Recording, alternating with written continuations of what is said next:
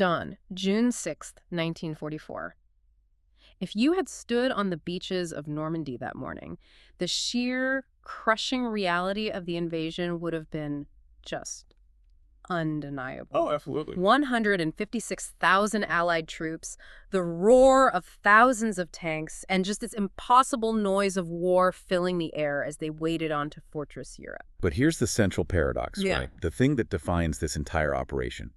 Inside the Wolf's Lair, the nerve center of German operations hundreds of miles away, Adolf Hitler is still asleep. Still asleep. And reports are flooding into the high command reports confirming paratroopers dropping behind the lines, confirming this massive naval bombardment hitting 5 distinct beachheads. Yet the generals are paralyzed. The most powerful German reserve force in the West 19 Division strong is standing utterly idle, just waiting. They're waiting for a blow that will never, ever come. They're waiting for a ghost. Why? I mean, that's the central question, because they truly believed that this monumental invasion, D-Day itself, was merely a feint, a diversion designed to mask the real attack coming somewhere else.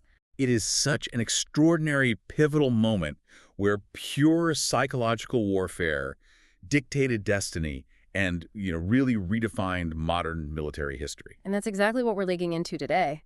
This deep dive is built around the material and the analysis we found in a new documentary from the channel, Hidden Front History. Right. It explores this precise moment where the enemy's own rigid belief system became their single greatest strategic vulnerability. It's fascinating stuff. Our mission today is to unpack the entire flawless deception known to history as Operation Fortitude through the lens of the man who sold the lie so convincingly.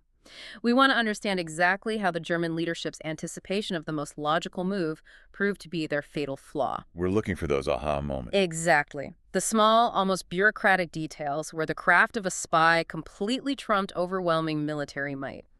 We're aiming to understand not just what happened, but why the Germans were so desperate to believe the fantasy. And to really grasp the shock and paralysis of June 6th, you first have to appreciate the deep, paralyzing sense of certainty and comfort the German command felt leading up to that day. That's a great point.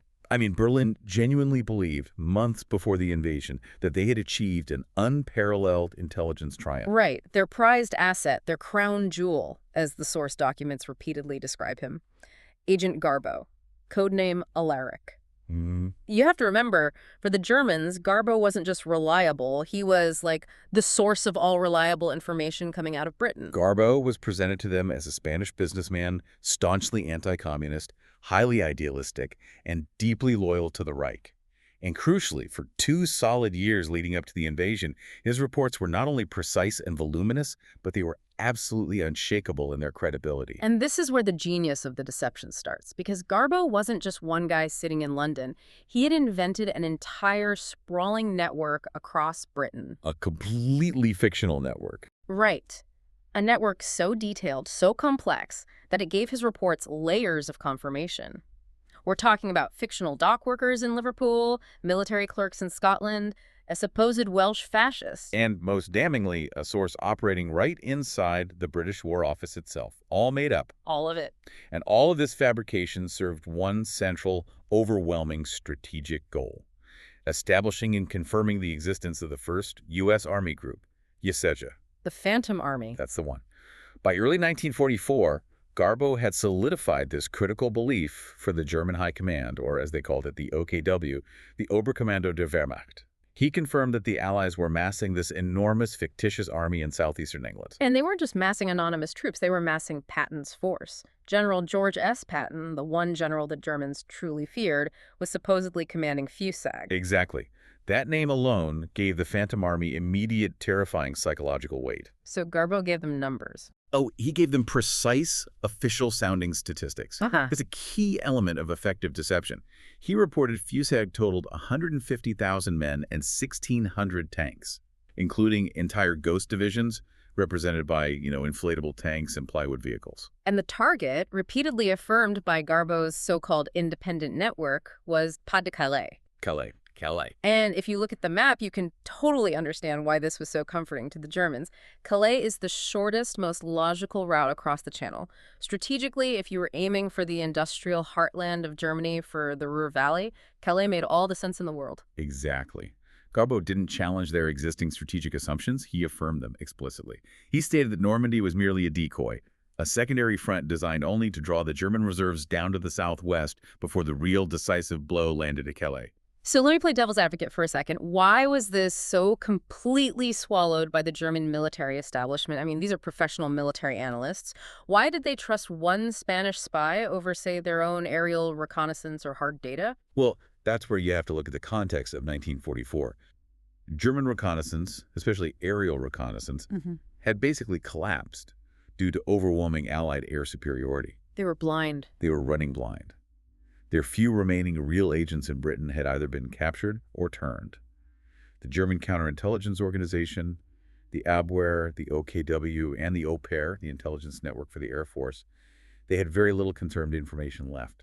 So Garbo wasn't just a good source. He was pretty much the only source providing any kind of certainty. He was filling an absolute vacuum of knowledge. Precisely. And his reports told them exactly what they wanted to hear, confirming their ingrained bias about the logical, inevitable attack vector. This makes the German belief system, their strategic rigidity about where the Allies must land, their greatest strategic vulnerability. So they weren't looking for the truth anymore. They were looking for confirmation of the strategy they had already built. And the consequence of that complete trust was, well, the most critical strategic blunder of the entire war. The German 15th Army, 19 powerful divisions, 150,000 highly trained men, was held absolutely rigid, dug in along the Belgian and northern French coasts. Just sitting there, not moving, waiting for Patton to land at Calais, 150 miles away from the actual landing zones. That fixation, that strategic rigidity, hit its moment of ultimate test on the morning of June 6th. And the reports, as the day broke, were immediate and, terrifyingly accurate for the German High Command. They confirmed Allied paratroopers were behind the lines, the beaches were being shelled, landings were underway on 5 separate sectors. But the inaction, it's shocking. It's an incredible level of complacency. The documents detailing the response show just how deep that conviction ran. I mean, consider Field Marshal Rommel, the man in charge of organizing the entire Atlantic Wall defense. Right, the Desert Fox. Where was he on the morning of D-Day? The single most critical day for his command. He was away. He was in Germany visiting his wife Lucy for her birthday. That is just staggering. The commander most responsible for repelling the invasion was so confident it wasn't the main attack that he scheduled a birthday trip. It speaks volumes, doesn't it? Yeah. It shows the conviction that D-Day was just a distraction. And the paralysis continued right up the chain of command. Field Marshal von Rundstedt, the commander-in-chief west, was similarly cautious. He delayed any major response. Why? Because he was sure it was too large to be a mere diversion, yet simultaneously not large enough to be the true, decisive invasion that Patton would lead. He was caught in a paradox. And this detail is chilling. The sources confirmed that no one woke the Fuhrer. No one. Because the entire operational staff was convinced Normandy was a mere feint. They didn't want to make a mistake by overreacting to a distraction. And why the confidence? Because they had Garbo's final, perfect piece of intelligence delivered just hours before the landings. The night before, Garbo sent his final urgent message. What did it say? Normandy is the diversion. Calais is next. Do not move the reserves. Wow. That was the green light for inaction. That single command, obeyed implicitly, essentially froze 19 divisions in place while the fate of the Western Front was being decided 150 miles away. In that obedience, the Third Reich sealed its fate. But the reality on the beaches, it quickly began to undermine that intellectual comfort.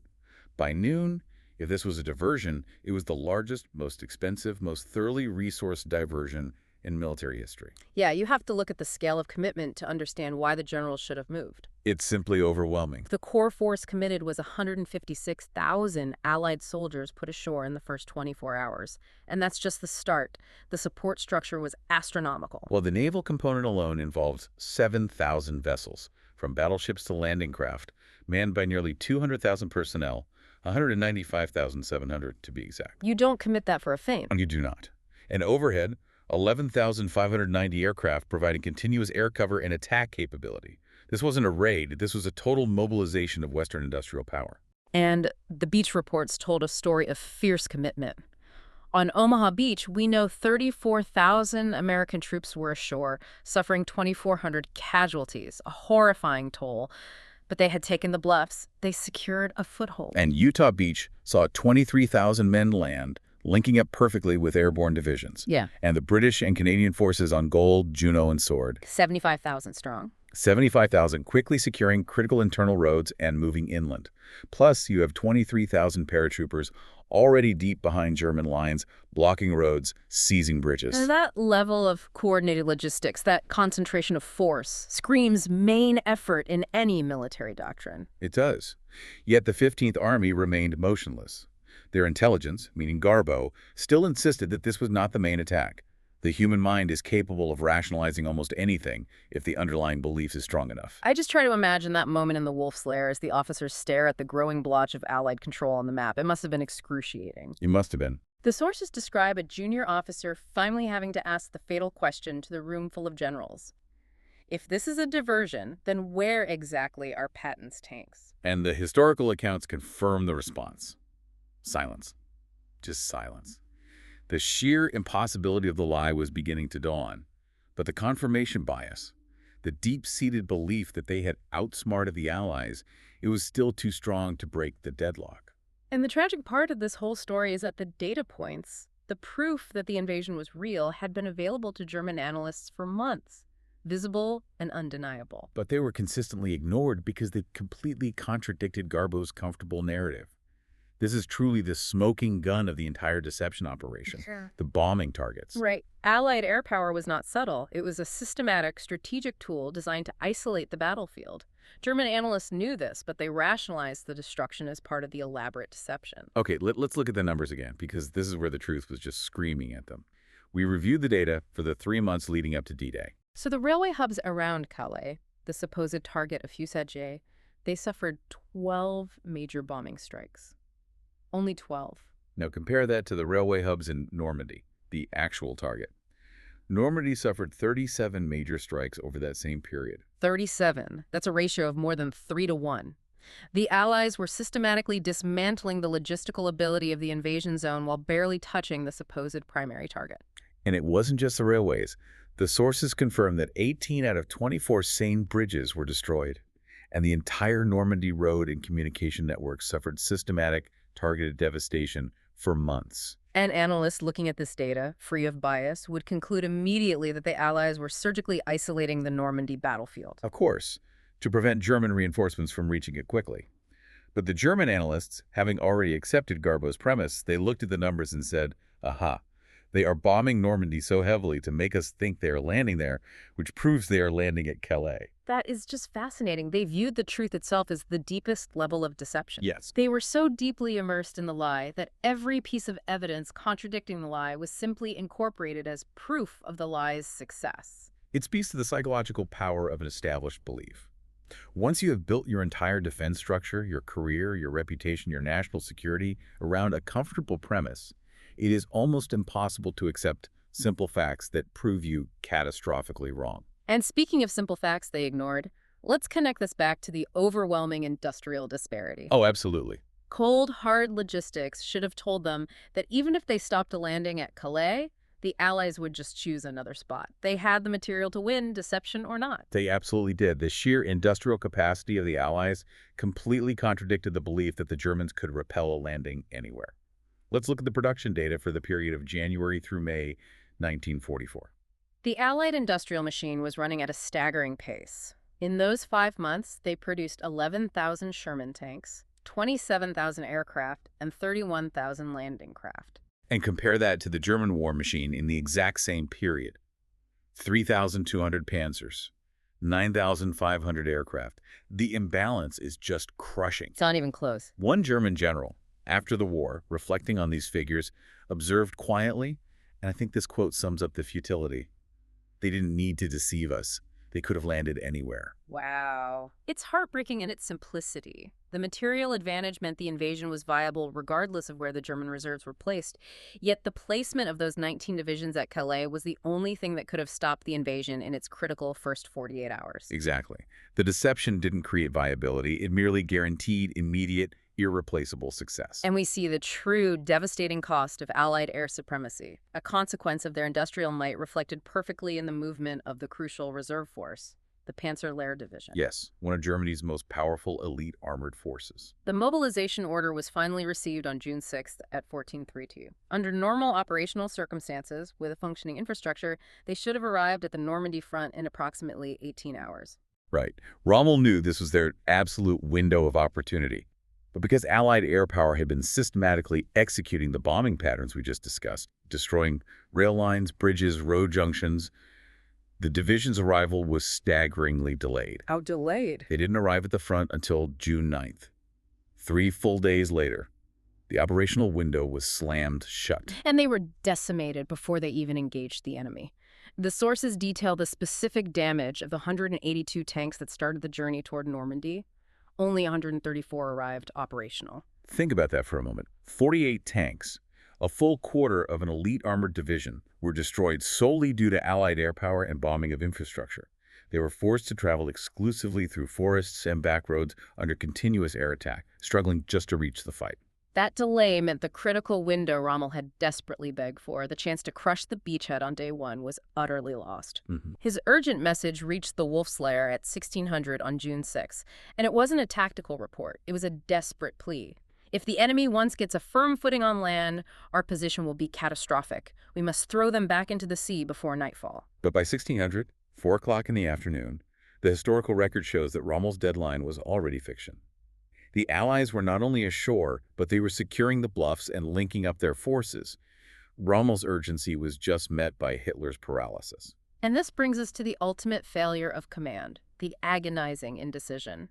Hitler finally agrees to release reserves later that day, but when his officers pressed him for specifics, asking, "Which reserves, my Führer? The general reserves, the ones for Calais, or the small reserves near Normandy?" Hitler, we are told, tightens his jaw and does not answer. He could not, or would not, admit that his comfortable, trusted intelligence, the cornerstone of his Western strategy, had been catastrophically wrong. That failure to specify which reserves to move solidified the delay. It guaranteed the 15th Army would stay put. By June 9th, 3 days after the landings, the Allies had not just held on, they had expanded and consolidated. The 5 beachheads were now linked, forming a continuous front 50 miles wide. Every hour brought more men, more tanks, more ships. And yet, unbelievably, the 15th Army was still standing at Calais, waiting for an attack that was never coming. The moment of absolute crushing realization, the psychological climax of the deception, hit inside the Reich Chancellery. And it wasn't a major battlefield defeat that revealed the truth. It was a simple, decoded radio intercept delivered by a messenger. An ABV officer, an officer handling signals intelligence, delivered the final piece of paper. It was a routine piece of British radio traffic, probably about supply coordination, but it contained one crucial past-tense detail about the feared fuseg. What was it? Patton's name was mentioned as being previously assigned, no longer attached. Sailing. The documents described the officer's hand trembling as he delivered the paper. The realization hit them instantly. The 1st U.S. Army Group, fuseg, the mighty force commanded by the dreaded Patton, had been quietly disbanded. It was never real. The reaction was not rage. It was shock and crushing cold certainty. The room went silent. Then, one officer whispered the unthinkable details they were now frantically confirming. The 1,600 tanks they had been tracking in Kent were inflatable rubber decoys. The massive landing craft at Dover. Plywood and canvas shells. And the radio traffic they had diligently monitored for months, monitoring their enemy's communications. Actors reading scripts. The entire threat, the centerpiece of their strategic certainty, was a magnificent, flawless fabrication. It's hard to imagine the psychological whiplash. The ultimate terror is not a hidden enemy, but realizing the enemy you built in your mind was never there. The immediate question must have been, how did one spy pull this off? And that's when the intelligence analyst, who had been silenced by Garbo's supposed accuracy for so long, had to deliver the catastrophic failure report of German counterintelligence. Oh, that must have been a tough meeting. I'd imagine so. Garbo had sent 47 reports between January and June, all confirming Calais. Every single report cited independent sources, dock workers, clerks, officers, giving it that necessary veneer of cross-verification. But the analyst had to admit, standing before the shell-shocked command, we never verified a single source, we never met any of them, we only had Garbo's word. They had built their entire Western defense structure, the fate of the Third Reich, on the word of one spy whose network was entirely fictional. And then came the ultimate excruciating irony regarding Garbo's final message sent at 3 a.m. on June 5th, the warning that Normandy was merely a diversion. We mentioned it was received late, but the reason for the critical 5-hour delay is just pure bureaucratic farce. What was it? The source explicitly states that the message was received at 8 a.m., instead of 3 a.m. because no one was on duty to decode it at 3 in the morning. You cannot be serious. Think about that detail. The fate of the entire German Western Front, the possibility of crushing the Allied invasion in its earliest moments, was sealed because of a routine shift change and a lack of midnight decoding staff, That's how close the margin was. and how rigid the German bureaucracy had become. But here is the unbelievable twist, the ultimate move in confidence trickery, which reinforced Garbo's credibility even after the truth should have been obvious. What did he do? Garbo, the double agent, immediately sent a follow-up message complaining about the delay. No way. He wrote that if the Germans had acted faster on his 3.0 a.m. intelligence, they could have crushed the diversion. He gave them a perfect operational excuse for their failure. He's blaming them. Exactly, reinforcing the narrative that his intelligence was correct, but their implementation was flawed. He allowed them to maintain their belief in their intelligence gathering while blaming their own operational incompetence. It's genius. So the analyst summarized it for the command. Yeah, he basically said, he gave us everything we wanted to hear, confirmed every assumption we already believed, never contradicted us, never asked for payment, just fed us certainty. Hitler's chief of operations, General Jodl, delivered the final flat summary when the full scope of the deception was understood. Patton was never coming to Calais. The Führer stared at the map at the 19 divisions still clustered in the north. And in that moment, the war in the West might be lost, but was lost. The deception won the war. Which is where the story shifts entirely from military history to the biography of this utterly unlikely mastermind. Who was this guy, this mastermind who brought down the entire German command structure with a few pages of typing? Juan Pujol Garcia, an utterly, laughably unlikely spy. Source material details his origins. He was a Spanish chicken farmer. A chicken farmer. A chicken farmer. No military training, no intelligence experience, no high-level connections. His motivations were purely political. He hated both communism and fascism, and he was driven to destroy the Axis powers. And the deception did not start in London under the cover of MI5. It started in Lisbon. He literally walked into the British embassy in 1942 offering to spy for the Allies. And they rejected him 3 times. They found him utterly unconvincing. So what did he do? Driven by conviction, he took the most audacious step possible. He went to the Germans instead. The Abwehr, desperate for agents in Britain, immediately accepted him, gave him the codename Arabelle, and started paying him, believing they had found a star asset. So while still sitting in Lisbon, completely safe, he started building his fantasy. Yes, inventing an entire sprawling network of 27 fictional subagents. And these weren't just names, they were complex personalities. The sources describe the elaborate backstory of each one. A Portuguese businessman in Liverpool, a Welsh fascist in Swansea, a disgruntled Venezuelan student in Glasgow. And a clerk who reported directly from the War Office. And he wrote reports, using a travel guide of Britain and old magazines, fabricating troop movements, imagining convoys, inventing military bases that didn't exist. He had to invent excuses for why they couldn't send photographs, claiming his agents were too cautious or that the photos were lost in transit. And Berlin bought it. They didn't just buy it. They praised his initiative and sent him more money to manage his fictitious team. It was only then that British intelligence finally realized what they had missed. Right, a dedicated anti-Axis individual who had already successfully sold a complete fantasy to the German command. They brought him to London, gave him the code name Garbo, and turned him into the most valuable asset of the war, channeling his perfect fictions to the enemy. Operation Fortitude. Operation Fortitude. And the mechanics of the trap they set for the Germans were elegantly designed to establish 3 distinct, unbreakable stages of dependency and trust. So stage 1. Give them truth with a catch. In 1943, Garbo reported the upcoming Allied invasion of North Africa, Operation Torch. The message was transmitted. Critically, it was purposefully delayed by British intelligence, arriving after the landings had already begun. So it was late, but accurate. Exactly. The Germans were stunned. Hitler personally commended him and gave him extra funds to expand his network. This was the foundation. Garbo was now reliable, despite occasional transmission issues. The delay was just rationalized away as a technical failure. And stage 2, build dependency. For 18 months, Garbo sent a steady, plausible stream of high-volume intelligence. Some reports were accurate tidbits, others were red herrings, but they were all detailed and believable.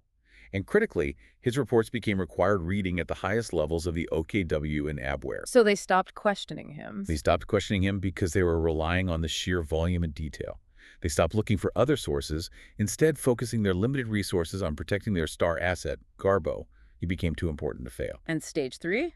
Exploit belief. By 1944, as we discussed, German reconnaissance had completely collapsed. Garbo was all they had left. When he said Calais, they didn't believe Calais because the physical evidence supported it. They believed it because they had no other source left to contradict him. He was the only source of certainty left in a massive, overwhelming fog of war. The genius of the operation was that the Allies understood the nature of the German command. Rigid, hierarchical. And prone to believing its own strategic logic. They just fed the fantasy that was already in the German mind. And the strategic cost of this certainty extended far beyond the immediate shock of June 6th. The deception had consequences that prolonged the German paralysis for weeks, ensuring the success of the invasion. It was catastrophic. The 15th Army, that strongest, freshest force in Western Europe, the 19 divisions, remained idly positioned at Pas-de-Calais until July 25th. July 25th? That's 7 full weeks after D-Day. 7 weeks. You have to ask yourself, what difference would those divisions have made if they had been committed in the first 48 hours? In those 7 weeks, the Allies established an unbreakable front. The sources confirm that by July 25th, the Allies had landed 1 million men, established a front 60 miles wide, and captured the vital, deep-water port of Cherbourg. The window to push them back into the sea had closed permanently. And the paralysis wasn't just about troop placement, was it? Not at all. Rommel was begging for reinforcements, fuel, and air cover in Normandy to stem the tide.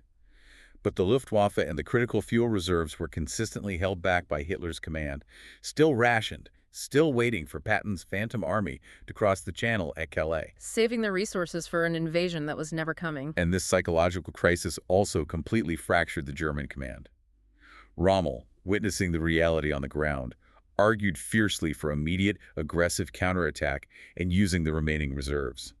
Rundstedt, crippled by the intelligence he still believed, urged caution and strategic withdrawal. And Hitler just wavered. He wavered, unable to choose between the two field marshals, because he could not admit that the foundation of his entire strategy, Garbo's information, was a lie. No one trusted their own judgment anymore because the trusted foundation had proven to be sand. And the final terrible outcome is that the 15th Army, the 150,000 men who could have made an overwhelming difference on the beaches, were destroyed later in the slow, brutal fighting in the forests and hedgerows of France. When they finally did engage in August 1944, they were committed too late, piecemeal, and without the crucial air support and fuel reserves that had been held back. These men were not destroyed because of a lack of courage, but because of a catastrophic lack of timely, unified orders. That quote from the post-war intelligence officer is, for me, the ultimate takeaway here, the core idea of this deep dive. It's a powerful one. We didn't lose because we were deceived. We lost because we wanted to be deceived. Garbo told us what we already believed, and we built our entire strategy around a fantasy. The trap wasn't the lie itself. The trap was the deep, overwhelming comfort the lie provided. It confirmed their biases, affirmed their strategic brilliance, and allowed them to avoid confronting the difficult truth of Allied industrial might. They were protecting their worldview. And that was more important than protecting the beaches. And the legacy of Juan Pujol Garcia, the Spanish chicken farmer, is truly unbelievable. On June 9th, the very day the German command realized the bitter truth, Garbo sent yet another message. He did, expressing his deep regret for the delay of his June 5th warning, again reinforcing his own narrative of ultimate, if slightly delayed, truth. His audacity was rewarded by both sides simultaneously. For his efforts and his apparent loyalty, he received the Iron Cross from Berlin. And because he was successfully working for the Allies, he also received the MBE, the Member of the Order of the British Empire, from King George VI that same year. He is the only known person in history to be decorated by both sides in the same war, having successfully destroyed one of them. What a career achievement. And, perhaps wisely, he faked his own death after the war, disappearing to live quietly in Venezuela until the 1980s, when historians finally found him and asked him how he felt about deceiving an entire nation. What did he say? His final word on the matter captures the essence of the entire operation. He said, "I didn't deceive them, they deceived themselves. I just let them." Wow. On June 6, 1944, the war was turned not because of superior military might on that precise day, but because the German leadership internalized a comfortable lie over a difficult truth. They lost not a battle, but a foundational belief. Wars are fundamentally won or lost with belief. The physical enemy is often less dangerous than the conviction inside your own mind that prevents you from seeing reality. The German 15th Army, 150,000 strong, stood idle because of a lie they embraced as truth. And if the fate of the Third Reich, a massive, complex industrial military machine, could be sealed because a crucial warning message arrived 5 hours late, because, as the historical record meticulously detailed, no one was on duty to decode it at 3D in the morning. What does that tell us? It's a sobering thought. It tells us about the critical blind spots we create for ourselves through bureaucracy, complacency, or simply wanting to go home for the night. Which brings it all back to us. What comfortable, unquestioned assumptions are we protecting in our own professional lives, or even our personal decision-making today, by only listening to the sources that tell us what we want to hear? Something truly provocative to mull over as you navigate the next inevitable flood of information. Thank you for joining us for this deep dive into the hidden fronts of history.